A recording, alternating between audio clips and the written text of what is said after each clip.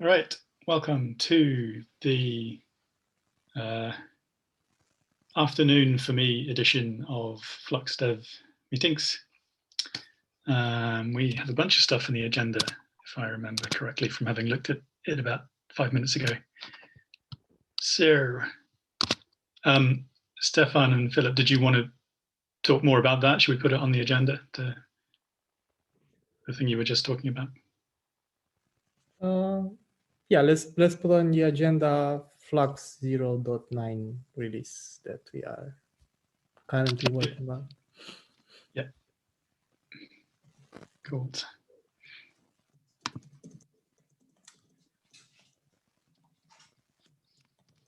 Put it up the top, and you can segue straight into talking about it. Go. Just continue your conversation that you're already having. That's what I'm saying. Okay, so to recap a little, we are working on the Flux 0.9 release.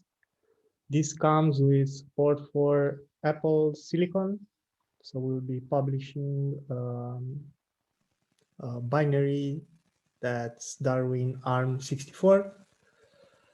I'm not sure if Terraform has switched to Go 1.16. So in order to build a Go binary that can run on Apple Silicon, you have to upgrade Go to 1.16. So first we did that for the CLI. Then we added a new target in Go releaser. So it creates that binary for us. And if we want to make the Terraform provider be compatible with Apple Silicon, we'll also have to bump the Go version. And updating manifest gen will bring the Go mode with 1.16. So it should all be okay. I talked to a guy who works or somewhere, he was Swedish, but I was talking to him before Christmas, and he had forked both the provider and Flux and managed to build the provider for Apple Silicon. So he was like, yeah, it works fine. And I just told him, like, yeah, as soon as Windows 16 gets released and Go Releaser has added the archetype support, I'll just add it. So hope it shouldn't be any issues as long as what he said is true. So yeah. Okay. Next, we've changed a little how Flux install and Bootstrap works. For example, the version, so right now the version defaults to latest. Every time you run Flux install or for Bootstrap, it will go to GitHub. Of course, if you don't specify a particular version, go to GitHub, determine what's the latest stable version, pull the manifest from there, and install or upgrade on the cluster. And this has some unfortunate consequences. For example, if you don't upgrade your the Flux binary, let's say you have a very old binary and you install with the latest or upgrade with the latest, the binary will not know about changes in the API because the API is embedded. It will not know about things like, for example, we've changed the whole RBAC of the Flux reconcilers. Each one has a service account, and we patch the service account namespace because reasons from the CLI. So using an older CLI with a newer manifest version will break. So what we'll be doing in 0.9 is we embed the manifest inside the CLI at build time. So the CLI contains the manifests, and the version defaults to the CLI version. So in order to, let's say you run 0.9.0, you download that CLI, you install it, you'll install 0.9.0, all the controllers. Then in order to upgrade, you have to download the new CLI, run the bootstrap or install commands, and it will upgrade to that exact version of the CLI. And that makes the whole upgrade procedure safer. And it also allows you to use Flux in an air gap environment where you don't have access to GitHub, for example. So Flux install and Bootstrap will no longer reach out to GitHub by default. It will pull the manifests from its binary. Yes, Jonathan, you want to say something?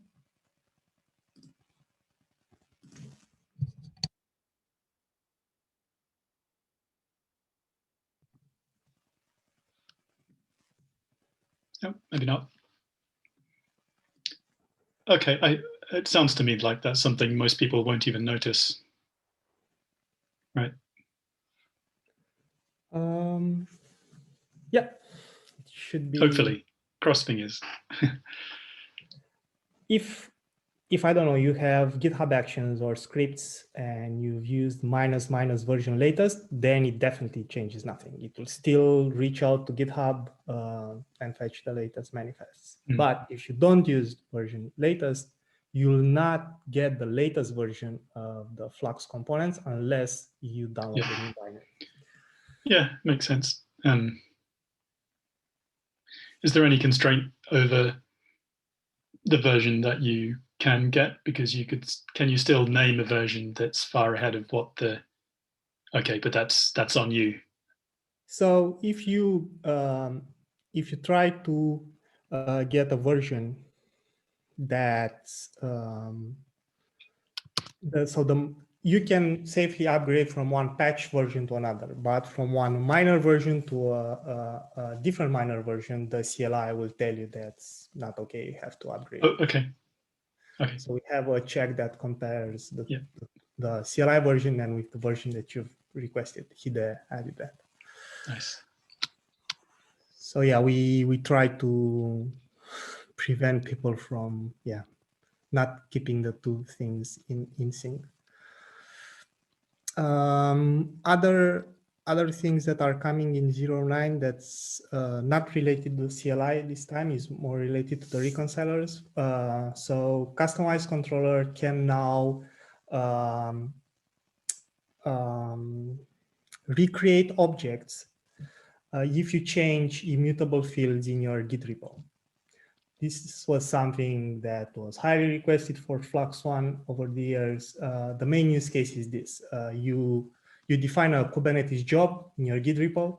As you may know, all the fields of a Kubernetes job inside the spec are create only. So let's say you have a Kubernetes job, you place it in your Git repo. The first time, how did Flux One work? The first time it sees that job, it will apply it on the cluster. The job will run. That's great. The second time it applies it, if nothing changed, it will work the same. Nothing will happen. The job is there. It will not be retriggered and so on. But if you change something in in the spec of the job, for example, you can change the container image. What Flux One will say, hey, I cannot apply this because the container image is an immutable field and it will fail to reconcile.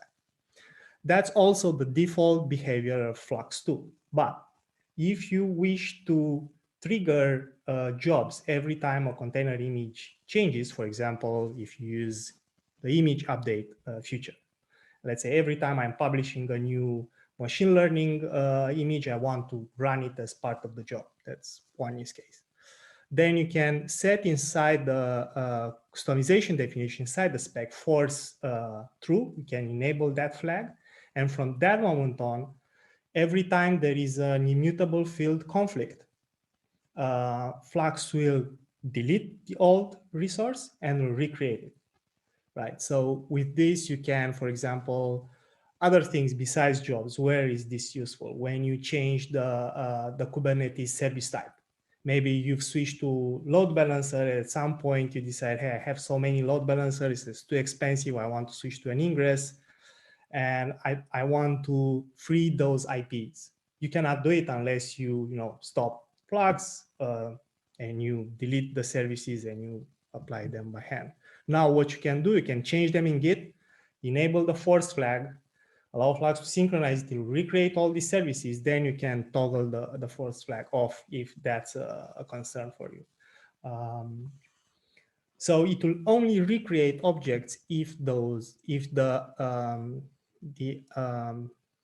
update fails with patch error. That's the behavior. And I think I'm done with the overview.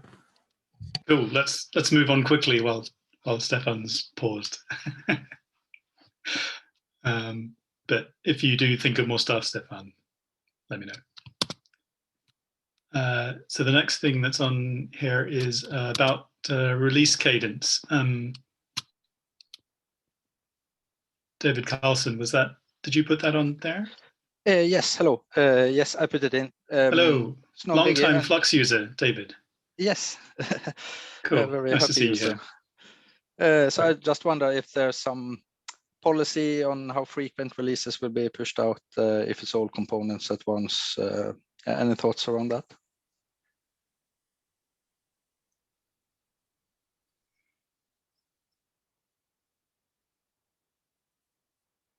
At present, I'll speak up.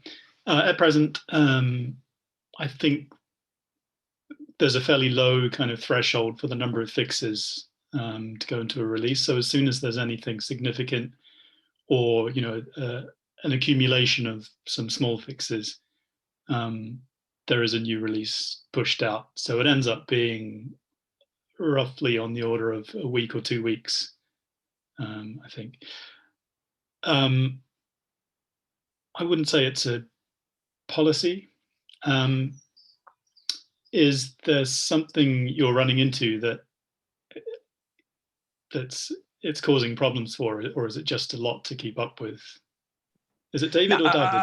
Yeah, you can call me David. Okay. I was just wondering. So I had an issue, but I just ran with the patch container. But of course, then it's a bit of toil because you need to switch between the two and so on. So it was just out of curiosity. But the more frequent, the better, I think, because then it's available and you can jump on the upgrade train if you want to.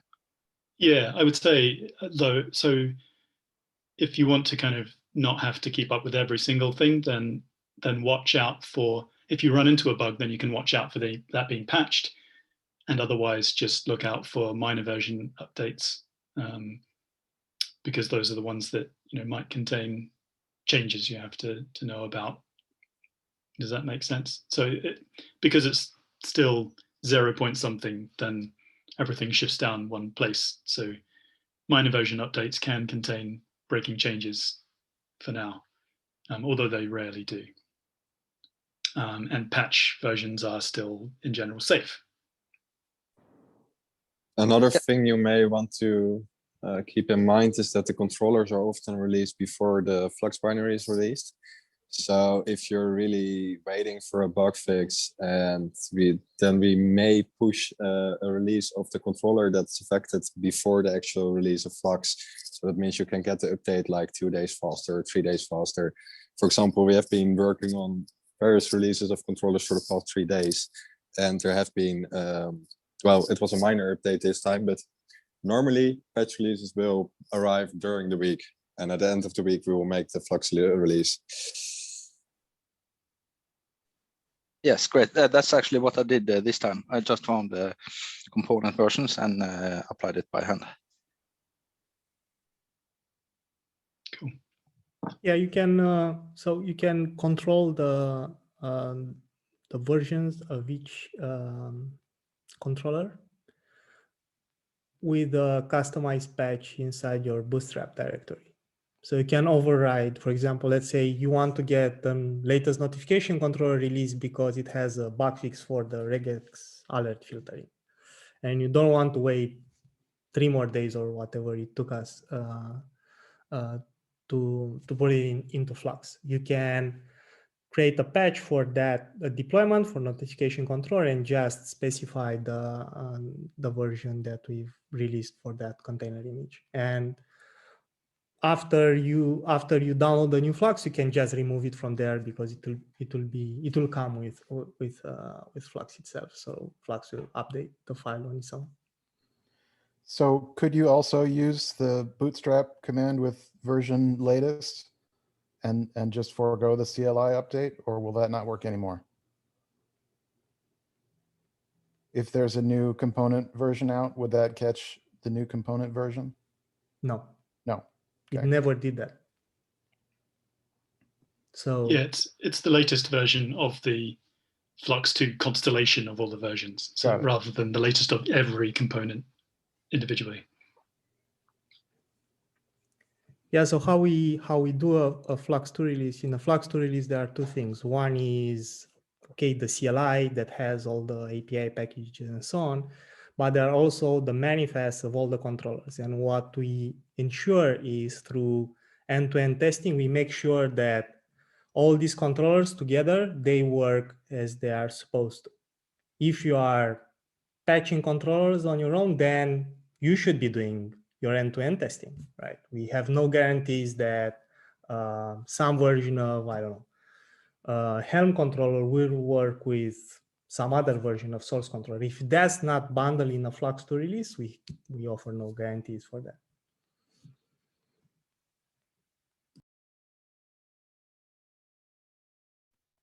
It's worth noting that it is possible to do what Stefan mentioned with like patching Flux system from the top level Bootstrap directory.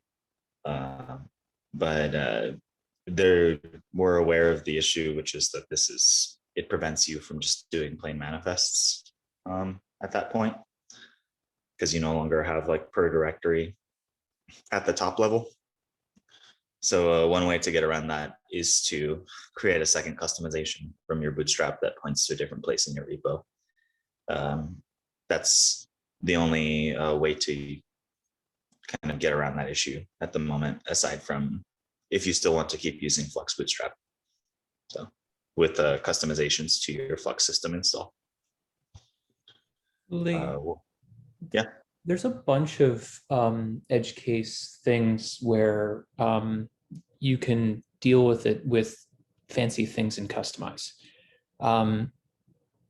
Customize for a new person is kind of like black magic. The Customize docs are, don't mention Flux at all. The Flux docs kind of say, we assume you're a Customize expert in a lot of places.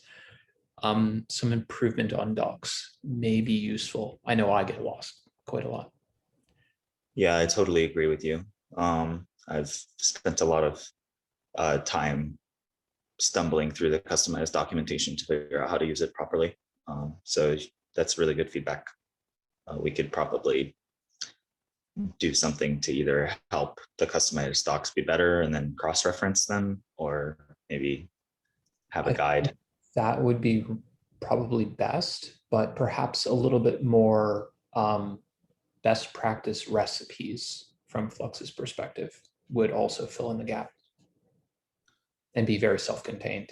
Yeah, I've produced a bunch of demos on my own GitHub namespace that we could probably move some of those into the Flux org at this point. Yeah, better examples with better documentation, that'd be good. Maybe we can do a recording as well of just novel customized usage with Flux. Particularly since our customization custom resource also has a lot of ways to specify customized options that are specific to Flux as well. Yeah, good points there. And there's a few traps that people fall into, like the one you mentioned, Lee. Like if you do create a customize at the top, you might start excluding config that you intended to be included, and that's not a customized thing. That is how Flux interprets directories thing. So yeah, we probably need a few recipes and documented gotchas, perhaps. Yeah, Steph and I did brainstorm some modifications to the way that Bootstrap could work that could help people build a more useful topology, folder structure, something that doesn't like box you out of being able to use plain manifests from a single customization. Flux customization. So can hopefully improve that in the future. Yeah, my idea is to allow people to patch, do whatever they want inside the Flux system directory, because we already create, so Flux Bootstrap already creates a customized overlay there. So you can just edit the customization.yaml and do whatever you want. What we have to do from the Flux CLI code is do a three-way merge of that file. And luckily, Customize has published their Open API spec, so we can load that and write the three-way merge for it. Should be straightforward with the latest customized version, but we cannot upgrade to the latest customized version due to other breaking changes. Yeah. Another alternative, I didn't actually mention this, Stefan, is we could just automatically deepen the directory to give users a place to have a layer for customization. Like the existing Flux system directory could just be put one level deeper into a stub directory, and then we could generate a customization one level up that the user has full control over. It would really not change much, and yeah, we could do it easily and automatically inside of Bootstrap. But the third suggestion is to allow users to actually pick a directory in the repo where the Flux system stuff goes, and then give them the responsibility of referencing the base. But that would definitely be complex to support. So yeah.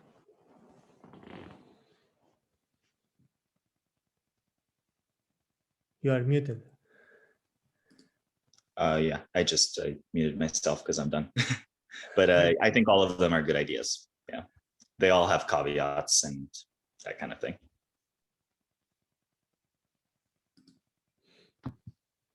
Cool. All right. Let's move on to the next one, which is proxy support. Which that's something we've talked about before, right? That's adding a sidecar to be able to go through a proxy, the SSH proxy. Yes, so again, hello from the enterprise world. So what I did was to run a container which runs SOCAT. So basically that resembles what was an option in Flux v1.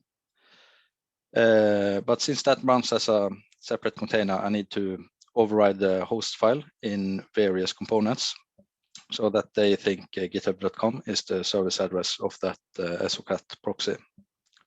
And, that works fine, and it's outside Flux, which is good, I guess.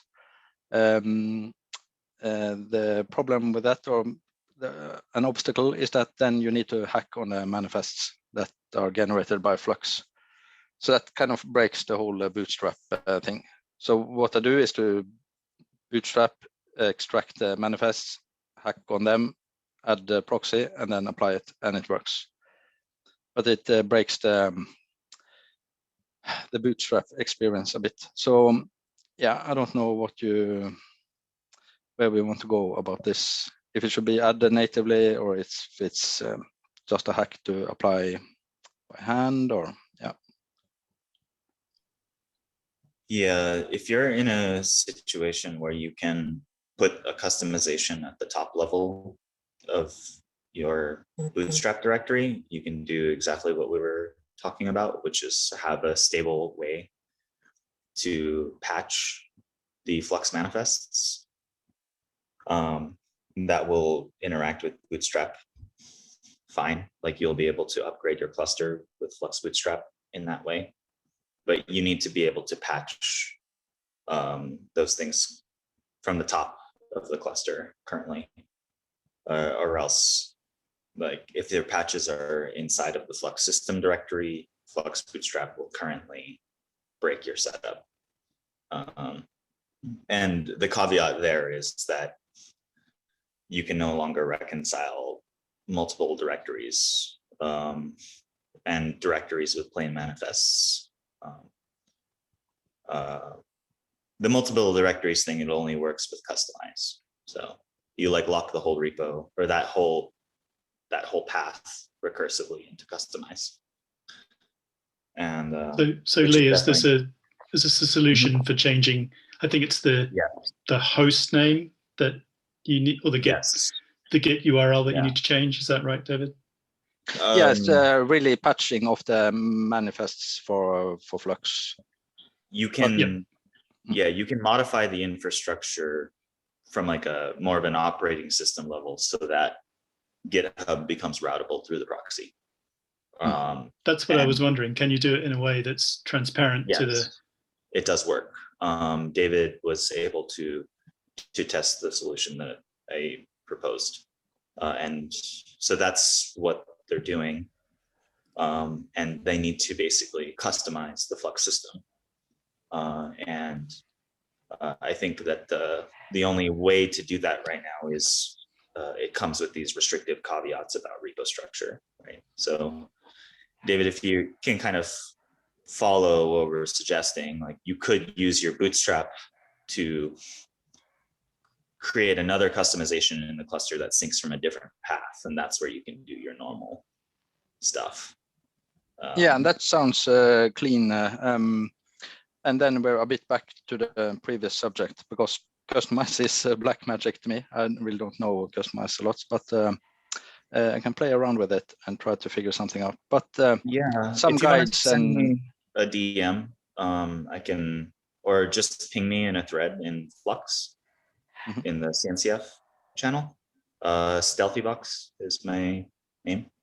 Yeah, and I can kind of help you solve the problem, because it sounds like you're not able to use Flux Bootstrap on an existing cluster because it will break, which does make sense to me. And there is a workaround if you structure the repo in a specific way, which I can help you comprehend.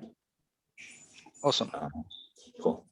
I can maybe also give some input. I've been running Flux with a proxy, both Flux v2 and Flux v1 due to using Azure DevOps. And multi-tenancy with Azure DevOps does not really work, because you have a single token that's basically God in your Azure DevOps organization. So I have a reverse proxy to have my own fake tokens internally. And I've basically doing all like rerouting or host name manipulation has just been, it's been so hard to debug, because you don't really know where things break and how traffic goes through. So for me, it's honestly been easier to just accept kind of the situation and create a service and change the host name to the service name, and then deal with that.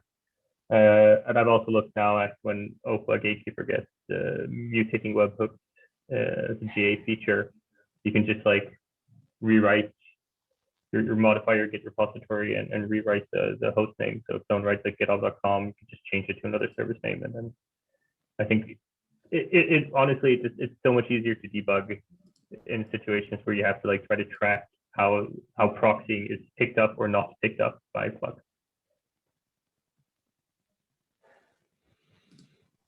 Yeah, I think in the case of with GitHub, some of the attractive parts that we talked about with modifying the pods network was that like anywhere in the cluster in an air-gapped network where you need this proxy, like GitHub will never be routable.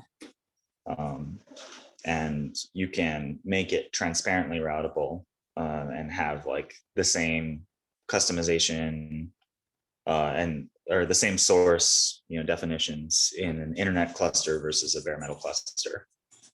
They will work.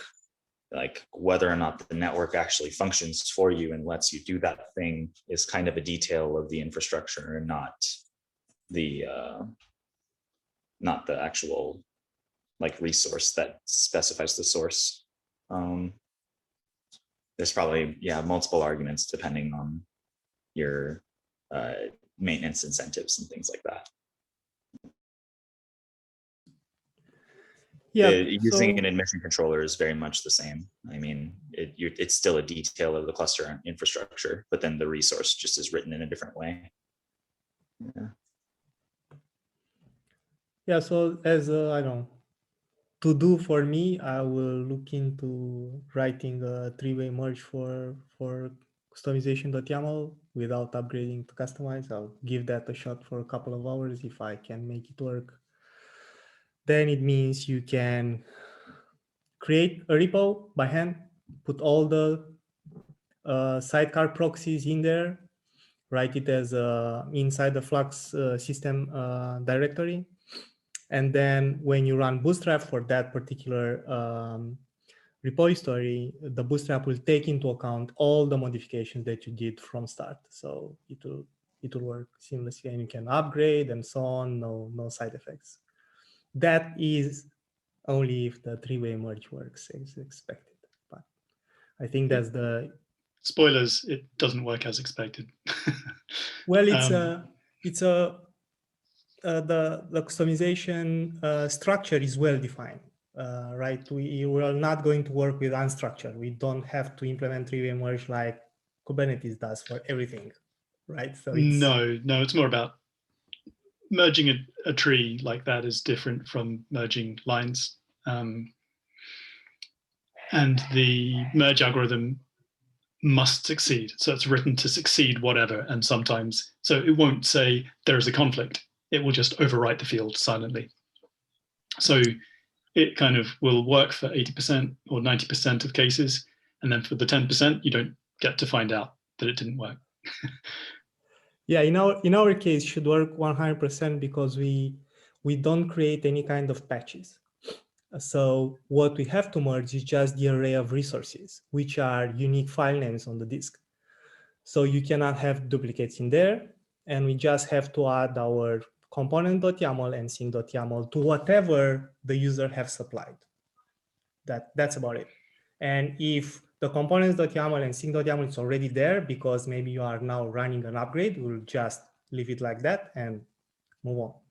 So that's why I'm confident the merge will work. I mean, if you avoid certain things, then it might be workable. Yeah, basically anything that involves strings. I would strongly suggest considering just moving the existing Flux system directory into a deeper Flux system / Flux directory. As a user, I have wanted to add many other things to the Flux system namespace and not been able to do it in the same folder. Like I usually have like a Flux system extras folder that represents the same namespace. You just have no control right now in there. Also the concerns about mutating a customization, being version compatible, only using the specific file names that we currently have. None of those things need to exist if we just put them into a directory. So the API for the user to patch and reference that will just be a customization, or even just nothing in the Flux system directory. Right? You literally need just an empty directory containing another directory. Flux will recurse down, find the customization, and it'll just work. So how do you patch it? You put a customization into the Flux system directory, you reference the base, and then you patch it. Yeah. So it's a trade-off, right? We either provide that customization for you and we patch it if we change it, or you have to reference whatever we did upfront. Yeah, but it's a clean interface. Like there's a very strong promise there. We're not mutating the customization collaboratively with somebody. Like if you have to keep track of all of the fields, and the user can't use specific file names. But if it's just in a directory, that's how customize is supposed to work. If the user wants to extend that thing, they just point it to that base, and then they get to, you don't have to write any special code. This is literally just if this directory doesn't exist and these file names exist, put it into a directory. It's like a couple of if statements and some OS move calls inside of the Bootstrap implementation. So yeah, but that will break the upgrade, right? Because no, then it'll you work end up, exactly the same as it is. The upgrade will only move the stuff into a directory under very specific conditions. yeah, so it needs to delete what's in there right now. It just moves it into a directory. Let's move to the next thing. I want to make sure that everything gets some time. So yeah, I'm sure this will come up in another venue.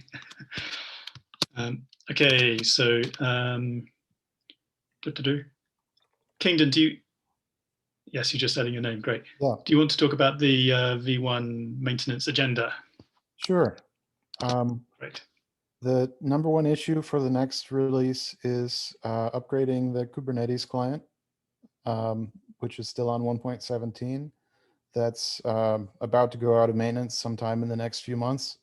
I'm not sure exactly when, but we're going to upgrade straight past 118 to 119. And the other major feature in this upcoming release will be env-subst. I'm not sure how to pronounce that, but I know a lot of users have been able to get off of flux.yaml using env-subst, and so it's the easiest transition for very simple use cases that can be handled by env-subst. It will save some people from having to do complex manifest generation stuff in their CI pipelines. So as a transition feature, we're going to add it since there's no code and there's not really any risk to add it to Flux V1. That will be in the next release. And there should be a pre-release build coming out today for anyone that really wants to try it out and help me get it polished. If you're interested in doing more complex manifest generation stuff, I would appreciate it if you get in touch with me and let me know what CI environment you're using or what manifest generation tool you're using. I'm planning to publish a tutorial with sort of a choose your own adventure format. So if you're using GitLab or GitHub or I don't know what other Bitbucket maybe, the idea is to show how you can do the different manifest generation things in CI so that you can get away from using flux.yaml. Excellent.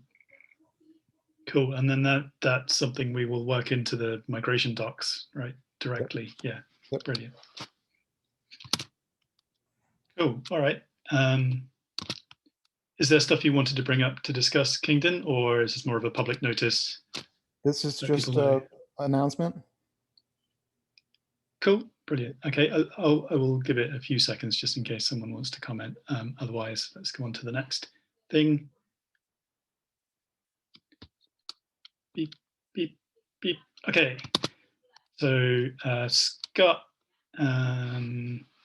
feedback on public timetable for migration support.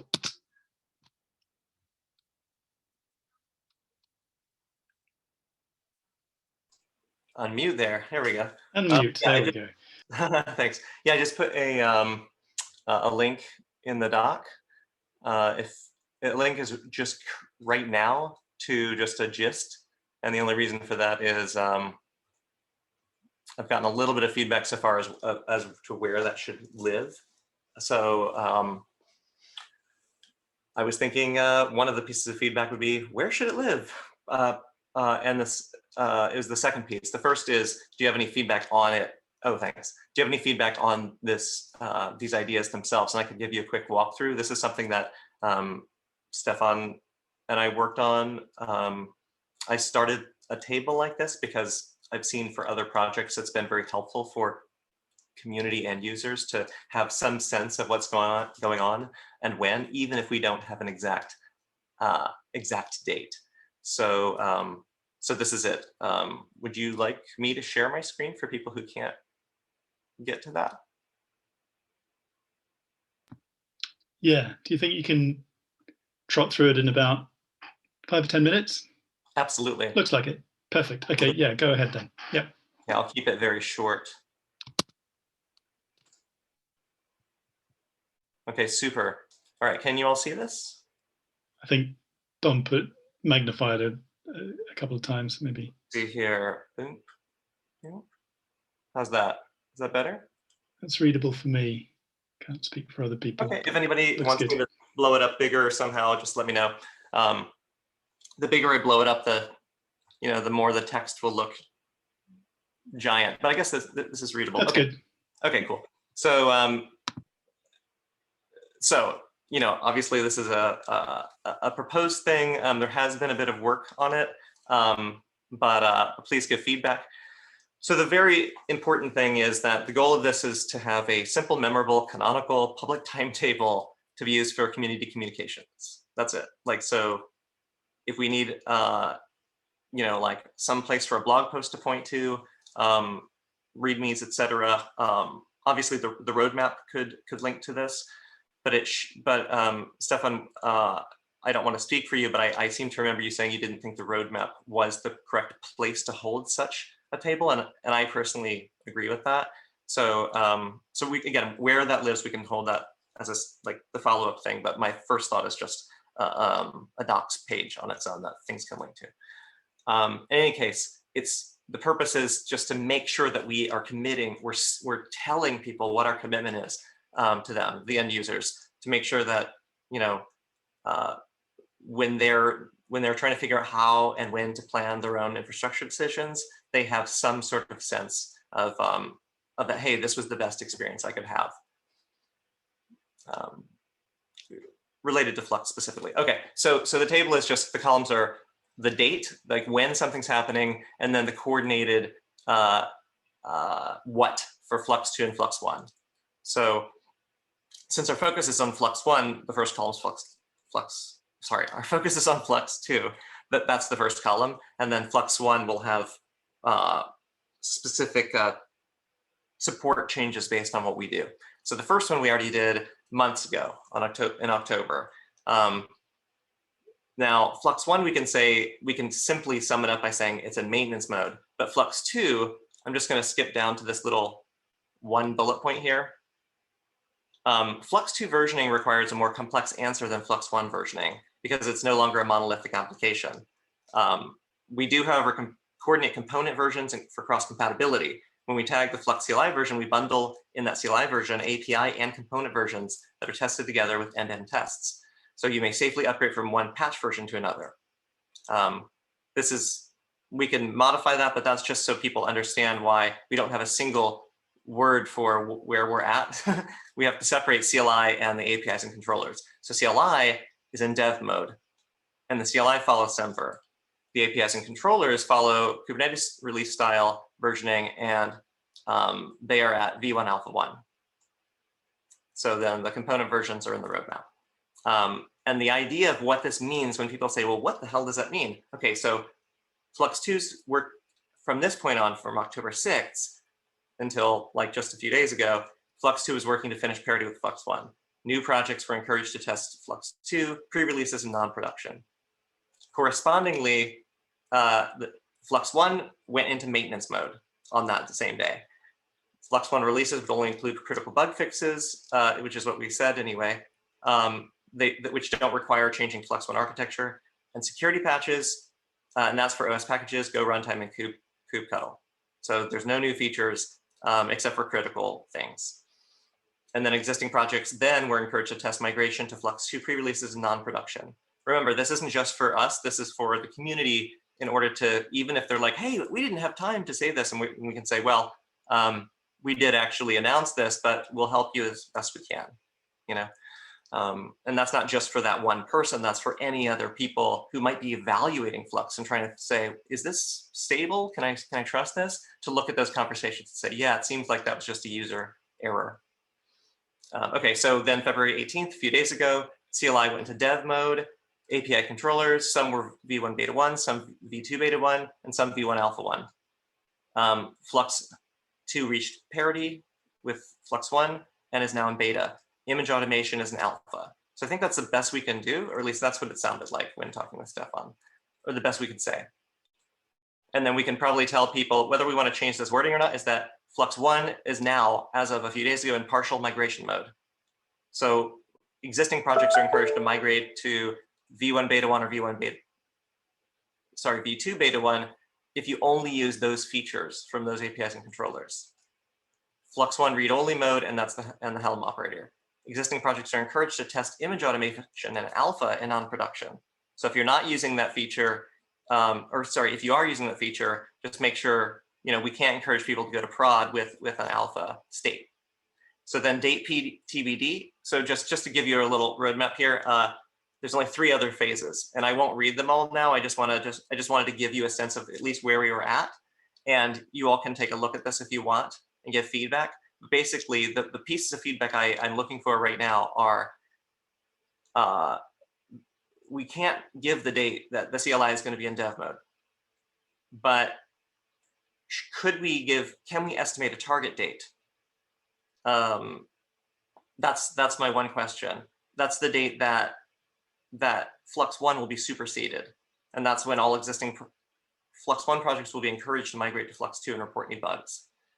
And then the next date is going to be like sometime in the future, which is the public release of Flux, that like v 2.0, etc.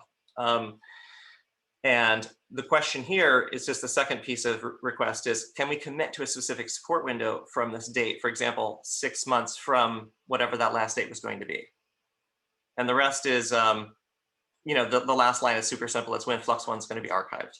But those are my main 2 questions. And if you have immediate thoughts, please let me know. Otherwise, the very first feedback, again, is, does anyone have an objection to that being a standalone page in the docs? And if not, I'll go ahead and put a PR and we can continue to comment wherever that PR is. But floor is now open to quick feedback. Thanks, Michael. Thank you. This looks excellent. And I really like the focus on telling users what they can rely on. I think that's an excellent way to approach it. But you made a comment early on where you said it's tricky to talk about both the Flux 2 and the individual controllers. But we already have a kind of classification for that, which is that we talk about GitOps Toolkit being the SDK and Flux 2 being the kind of constellation. It's like, here is the versions of everything that work together in one go. So one way to get around that might be to actually have 3 columns and have SDK, Flux 2, Flux v1. That may work better or worse when you actually do it. I don't know, but that's a suggestion. Okay. Worth trying it. I think it will be more complex, but it will reflect better what's going on. Okay. This is Chris. Are there any approximate dates for the next 2 TBDs? No. For the superseded and public release? No. Nothing approximate? No month or anything like that? No. Okay. We basically go by feedback. If, I don't know, there is no, bug report, no major issue with the image automation APIs, we will probably decide to release the stable version sooner than later. But we are still gathering feedback, and I don't want to make any kind of promises. I make a promise today, then tomorrow someone comes up with a use case that we forgot that's in Flux 1, or we didn't even know that people are using Flux 1 in such a way. Then we have to change something in the image automation APIs, and that will shift the whole schedule. Got it. Thanks. But we're working hard, right? It's very actively developed, so it's not like anybody's sitting on anything. Oh, also, it's probably worth noting real quick, sorry, that in the spirit of the Kubernetes style APIs for, I guess we would just say at this point, the SDK, right? Once we, and correct me if I'm wrong, Stefan and others, but once we get to, my understanding is once we get to beta in those versions, that's similar to Kubernetes, there would be a commitment to backwards compatibility. Yes, that's why I'm saying we cannot put a date on the stable version because we are still at alpha in the image automation. For example, the way you define today a Git repository, that's v1 beta 1. If we are going to make any breaking changes to how you define a source, a Git repository, a bucket, a Helm repository, then we will provide the conversion mechanism for that. So like a Kubernetes admission controller or some helper in the CLI that you just run a command and you get the new definition in place without having to manually edit stuff. Even if Kubernetes didn't quite make this happen, for example, when the Kubernetes deployment spec went from v1 beta 1 to v1 beta 2, they have added the label selectors as a requirement, so everything broke. We are trying really hard to not do that and provide some kind of automated conversion mechanism. Right, and so in keeping with that, as of 1 week ago today, when the CLI went into dev mode, some of the APIs and controllers went to v1 beta 1 and v2 beta 1. So those ones you can just look at the versions and you can trust that those will be backwards compatible. Yeah, they are also listed on the roadmap, what's stable and production ready, and we list there the APIs and the controllers, even if they are together, but maybe that's not obvious. So we list them both. Okay, so basically our plans here in Azure are next week at Ignite, we're going to release to GA with Flux 1. And then immediately we're starting to integrate Flux 2. So you're going to start seeing a lot more, and Jonathan, and this is on the call here, you're going to see a lot more feedback from us now on Flux 2 because we're going to be actively integrating it into our product. So awesome. That's so cool. Can I ask you a quick question, Chris, about that just before we move on to the next thing? If we haven't, sure. Actually, we only have 2 minutes. Maybe we can follow up, but I was just, my curiosity was going to be if you were going to support them both on the same cluster so people can do migration step at a time, kind of strangler pattern style. Totally ready to talk to you about that. Yeah, we can follow up. Yeah, I'll follow up with you. Thanks. All righty, sounds good. Thank you. I want to mention, because I keep doing this, Stacey is usually on the first half of this call, and I never give the room to announce this herself, but there are a number of talks, some or all of which I think Lee will be doing, about various aspects of Flux, including migrating. Lee, if you're still here, you might be able to confirm that, but Stacey's put the titles and at least some of them linked in the agenda, so you can look there. They're over the next few weeks. And I think there was one last thing in the agenda.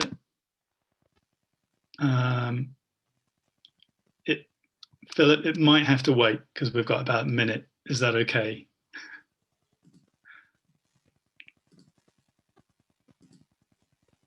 Philip is muted, but he's not. He doesn't look like he's screaming. Sorry, no, sorry, I realized I was muted. Sorry, we can take it next week. It's fine. It's just something that popped in my head like 10 minutes ago. So.